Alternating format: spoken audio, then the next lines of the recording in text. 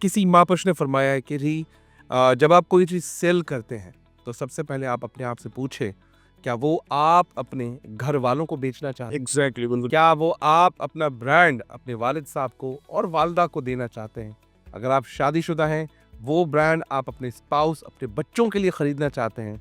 अगर ये सब कुछ कर रहे हैं, तो मैं समझता हूँ एक बेहतर मार्केटिंग एंड सेल्स प्लान बना रहे हैं। बिल्कुल अगर आप उनके लिए ये खरीद नहीं रहे या उनको अब नहीं नहीं ये वाला क्यों इनको, हाँ, तो इट मीन्स आप झूठे मार्केटर हैं।